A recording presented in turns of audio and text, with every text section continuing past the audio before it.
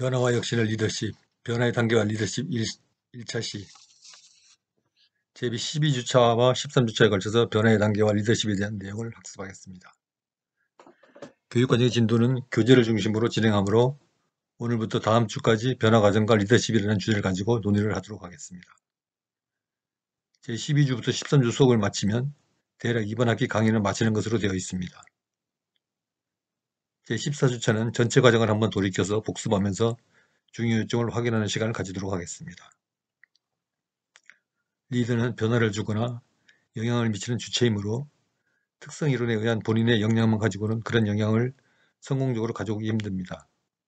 그러나 훈련에 의하여 환경을 분석하고 비전을 설정하며 공감을 모으고 그에 따른 적정한 미션을 세우고 효과적으로 집행을 하여 피드백과 평가를 해나가면서 변화를 준다는 메커니즘을 잘 이해한다면 변화와 혁신의 리더십은 그리 어려운 게 아닙니다. 더구나 리더가 스스로 독려하는 메타인지적 소양을 가지고 리딩을 해나간다면 금상첨화이겠죠. 코로나 사태 이후 경제, 교육, 국방, 무역 등 모든 사항이 예전과는 같지 않을 것입니다. 이미 제4차 산업시대 교육 방식도 변화가 시작되었죠. 교수가 없고 코치만 있는 대학, 졸업식까지 한 가지 프로젝트를 완성해서 평가받는 학교, 팀으로 구성되고 문제 해결하는 학과 등 기존과 다른 학교가 나타나고 있습니다. 또한 앞으로는 학벌이나 학력보다는 능력이나 자격이 우대받는 시대가 오고 있습니다. 다음 주 13차시까지는 데드라인이 되어 있는 기말보고서 관련 공지를 하겠습니다. 개강 초기에 안내한 바와 같이 제13주차까지 기말보고서를 제출해달라고 했습니다. 즉 자기기술서와 브레인맵입니다. 데드라인은 13주차 강의가 마감되는 날까지입니다. 제13주차 수업에 구글 클래스룸 수업을 업로드하거나 이메일로 제출해 주시기 바랍니다. 물론 시간의 효율적인 활용을 위하여 그 이전에 메일로 제출해 주셔도 무방합니다.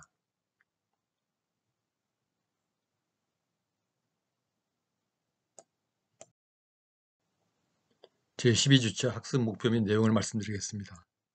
제12주차 학습 목표는 변화의 단계와 리더십입니다. 학습 내용은 변화의 단계와 리더십을 이해하는 것입니다.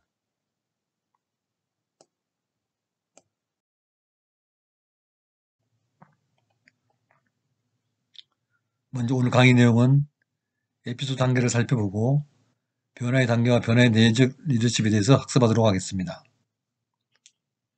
오늘 메인 수업은 변화의 단계와 변화의 혁신 내적 리더십입니다. 첫 번째 주제인 변화의 단계에서는 가 환경 분석, 나 비전 창출, 다 변화 설계, 나 변화 추진, 마 피드백 등 5가지 소주제를 학습하겠습니다. 오늘 수업 두 번째 주제인 변화 혁신의 내적 리더십에서는 영감 주는 비전지기, 분석적 전략지기, 정서적 친밀지기, 실천적 실행지기 등 4가지 소주제를 가지고 학습하겠습니다. 그러나 오늘 이 주제를 다 학습하기는 어렵고 절반 정도를 잘라서 다음 주에 계속 연이어서 하도록 하겠습니다. 그러면 본격적인 수업 주제에 들어가기 전에 에피소드 하나를 살펴보겠습니다.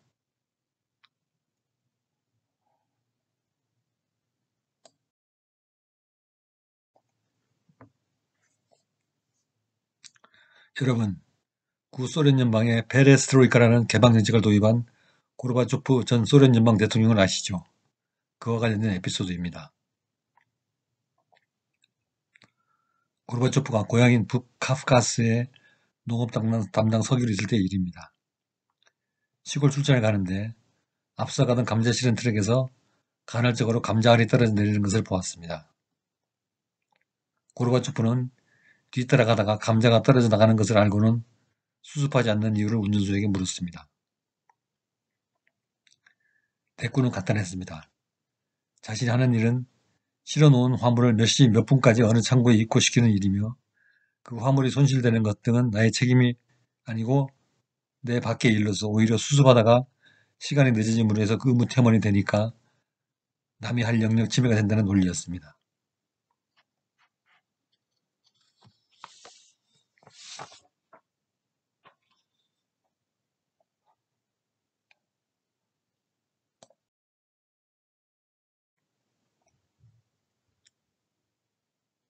자, 지금 읽어본 트럭 운전사 이야기는 공산주의 전형적 비효율을 보여줍니다. 예를 들어 공산주의는 모든 게 국가가 배급하는 시스템으로 직업도 정부가 나눠줍니다. 그러므로 감자를 산출해서 시장에 내놓기까지 다 분업화해서 책임이 부여됩니다. 감자를 심어서 가꾸고 수확하는 사람, 감자를 트럭에 싣는 사람, 트럭을 운전하는 사람, 트럭에서 감자를 내려서 기차에 싣는 사람, 기차에 실은 감자를 목적지까지 운송하는 사람 등 일을 나누어서 각자 맡은 일만 하면 되는 시스템을 가집니다. 그러므로 이렇게 일을 나누면 직업이 없는 사람이 없게 되죠. 대신 일자리가 많아지는 대신 보수는 작아지게 됩니다. 그러므로 생산성이나 효율성이 없게 됩니다. 그리고 자기 일이 아닌 것은 손대지 않으려고 하고 책임을 지지 않으려 합니다. 그러므로 트럭 운전사는 기차에게 정시 운송의 목표이지 감자가 중간에 유실되는 것은 자기 일이 아니라고 생각합니다.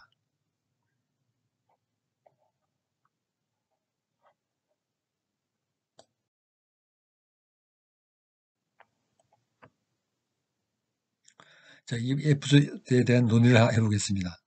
첫 번째, 트럭 운전사의 답변을 통해서 이 사항을 정리해 본다면 트럭 운전사의 일을 두 글자로 표현해 본다면 운전입니다. 그런데 그 일에서 그가 가장 중요시하는 것은 물건 운송에서 정시, 즉 시간을 지키는 것이지요.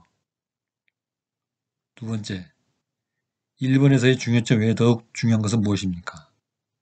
그것은 바로 감자를 수송한다는 점입니다. 만일 시간을 지키기 위해서 빨리 운전하다가 감자를 다 흘리면 이 트럭의 수송은 아무런 가치와 목적 달성을 갖지 못하게 됩니다. 즉, 운전사는 감자를 운송하는 것이 더욱 중요한 미션이죠. 아무리 수송 시간을 잘 지켜도 감자를 다 흘려버렸다면 그 수송은 아무런 의미가 없는 것이죠.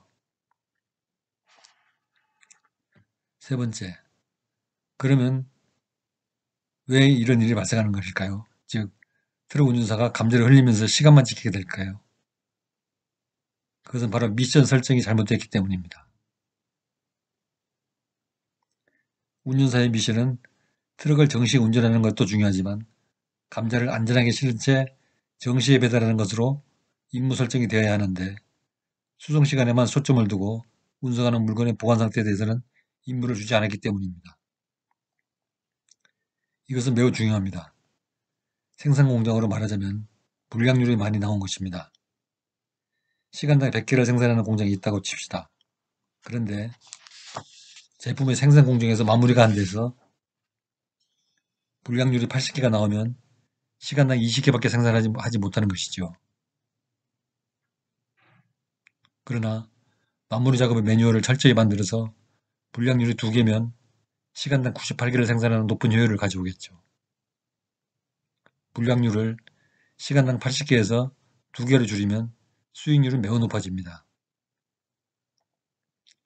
이러한 차이는 근로자가 일을 할 때 수행해야 할 임무를 잘 만들어서 체계적으로 할당할 때 긍정적인 효과가 나타납니다. 이 사례에서는 운전사에게 감자를 수송할 때 화물을 잘 패킹하고 포장을 씌워서 감자를 유실되지 않도록 임무를 부여했더라면 유실되는 감자를 미리 예방할 수 있었을 것입니다. 즉 문제의 원인은 일하는 사람에게 부여하는 미션, 즉 임무 부여가 제대로 되지 않았기 때문입니다. 그래서 운전수는 운전 중에 감자가 흘러내리든지 말든지 그건 내 책임 아니라는 것입니다. 운전사의 임무는 오직 정시에 운전을 해서 배달만 하면 끝이라는 것입니다. 그러나 임무 부여를 제대로 받은 운전수는 출발 전에 화물을 잘 패킹하고 조심조심 운전을 해서 부탁받은 화물을 손실 없이 목적지에 잘 수송하게 됩니다. 자, 그렇다면 이 운전사는 어떻게 해야 될까요? 어떤 공정이나 생산 또는 서비스 현장에서 작업자에게 미션, 즉 임무 설정이 잘 돼야 한다는 것입니다. 미션은 비전에 의해서 만들어집니다.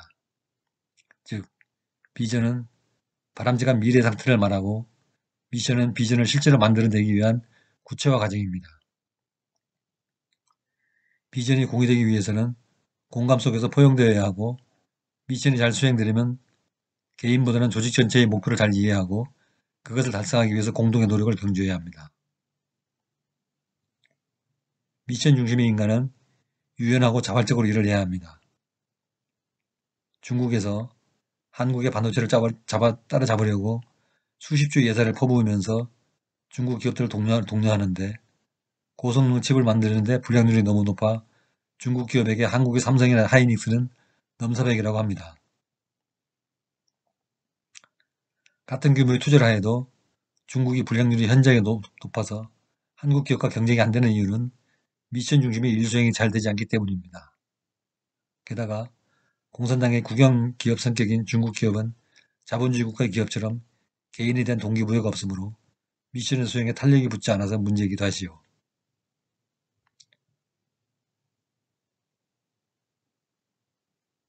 미션 중심의 인간이 어떤 인간인가는 진도를 나가면서 살펴보기로 하겠습니다.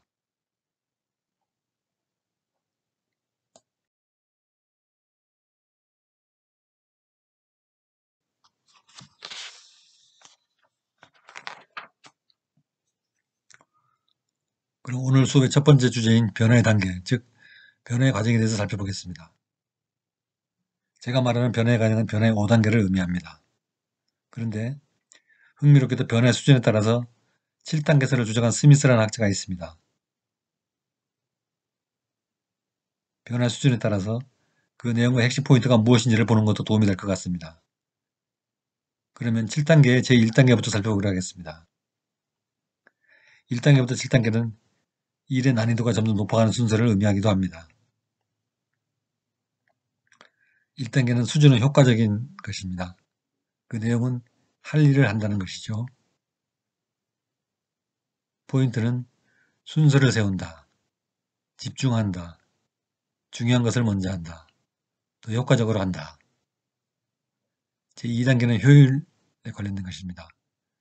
이 내용은 할 일을 제대로 하는 것입니다. 핵심 포인트는 절차를 세워서 한다, 기준을 이해한다, 흐트러진 것을 정리한다, 더 효율적으로 한다. 제3단계는 개선입니다. 그 내용은 제대로 하는 일을 더 잘하는 것을 말합니다.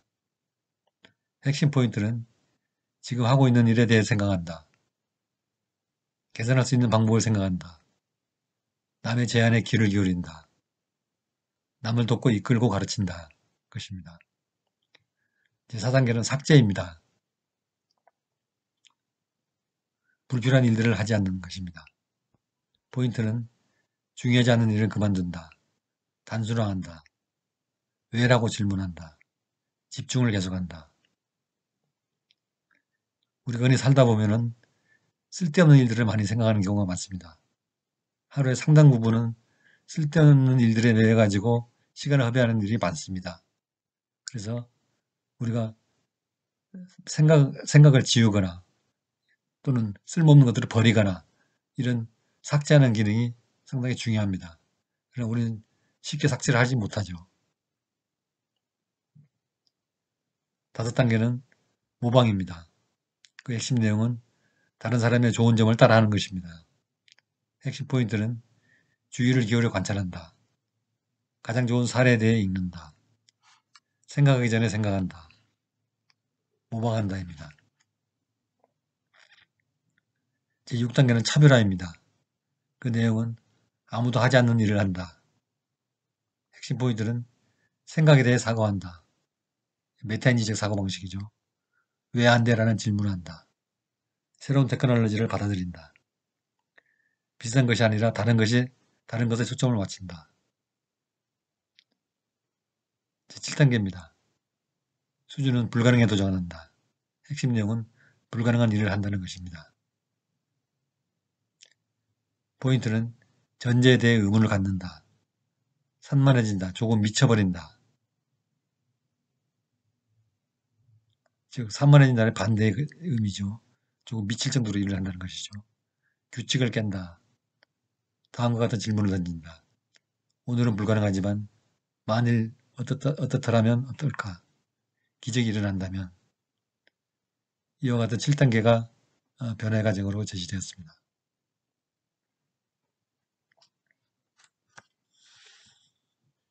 이 7단계도 나름의 의미는 있습니다.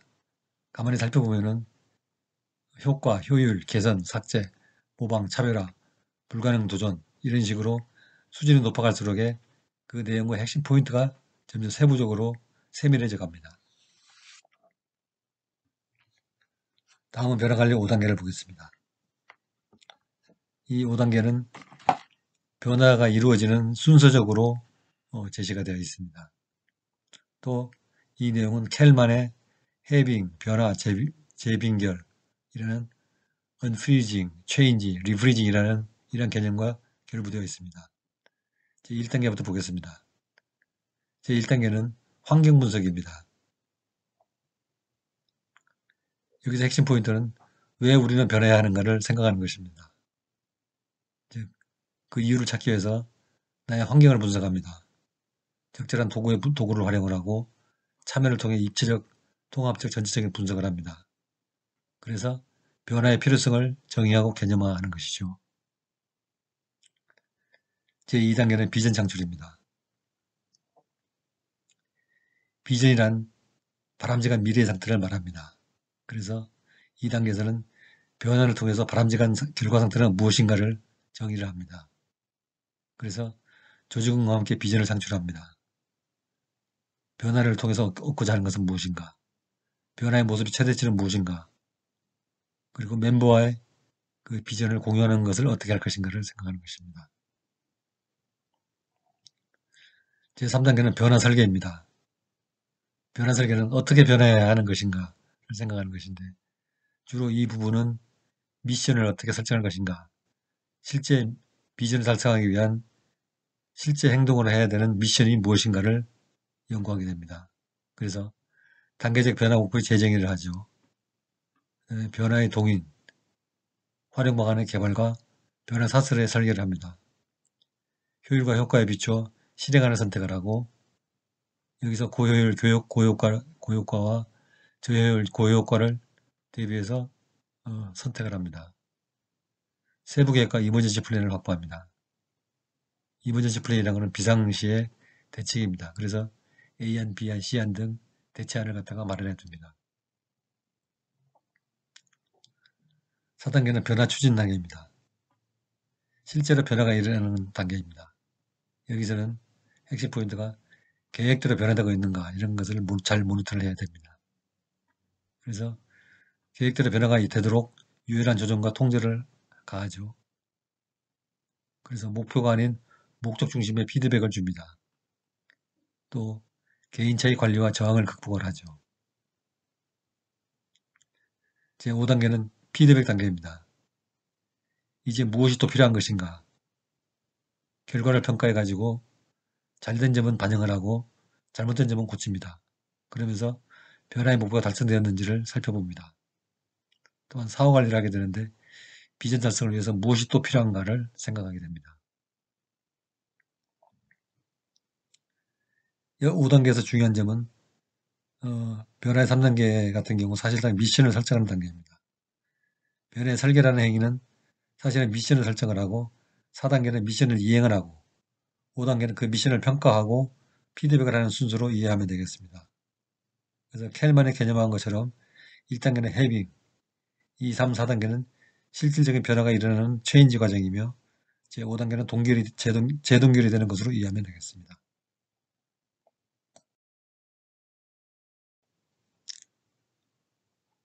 변화의 제5단계 중 첫 번째 단계인 환경 분석을 살펴보겠습니다. 리더가 어느 집단에 변화를 주기 위해서는 먼저 어떤 변화가 필요한지, 문제가 무엇인지를 확인하기 위해서 환경을 분석해야 합니다.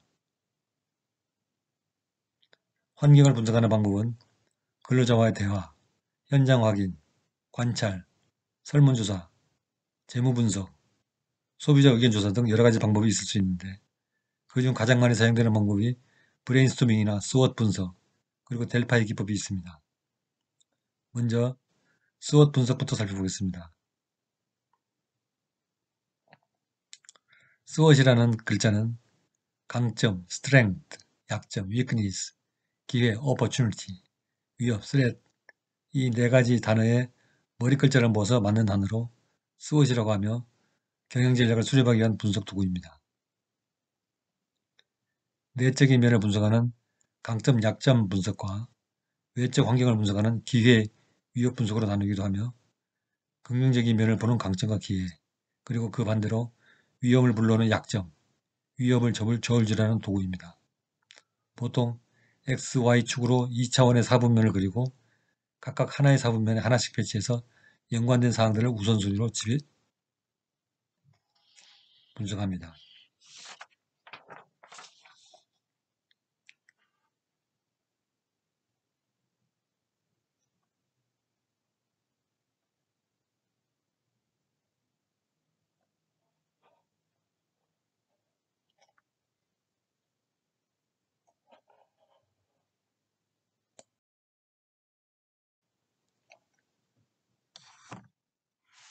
화면에 보여진 사례는 한국의 어느 주방용품 회사의 스왑 분석 사례를 놓고 살펴보겠습니다. 내적인 면을 분석하는 강점, 약점 분석을 먼저 살펴보겠습니다.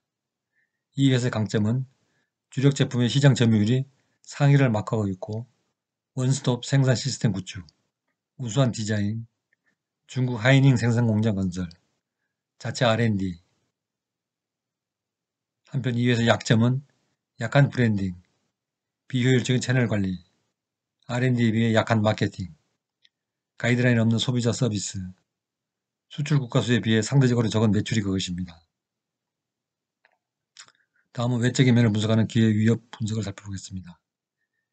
기회 요인으로 글로벌 인구 트렌드의 변화, 고객 니즈 변화와 세분화, 중소기업과 스타트업의 협업 장려, 중국 고객의 한국 주방용품, 친환경 유아용품 수요 증가입니다. 위험 요인으로는 세계 경제 불황, 소비자들의 품질 인증 불신, 배달 시장의 범위 확장, 국내 주방용품 시장 포화입니다. 이와 같은 환경 분석이 되었다면 문제가 되는 부분을 중심으로 보완하는 전략을 만들어야겠죠. 예를 들어 약한 브랜딩을 위해서 광고비 투자로 브랜드 가치 제고, R&D에 버금가는 마케팅 비용 책정, 소비자 서비스에서 가이드라인을 마련, 수출 국가 수를 늘리는 것보다는 핵심 국가의 수출 물량을 늘리는 전략. 또 위험 요인에서는 글로벌 인구 트렌드 변화에 따라서 연령대 맞춤형 제품 출시, 소비자의 품질 인증 불신을 없애기 위해서 ISO 인증 체제 도입을 검토하는 등의 전략을 마련할 수 있습니다. 이런 측면들을 전부 반영하는 포괄적인 비전을 만든다면 예를 들어서 과학적 키친, 그린 베이비 월드 같은 모토를 가진 비전을 만들어낼 수 있습니다. 그리고 그에 맞는 조직의 미션과 부서별 미션, 그리고 개인의 미션을 정의를 하고 집행해서 성과를 피드백하는 과정을 거치게 됩니다.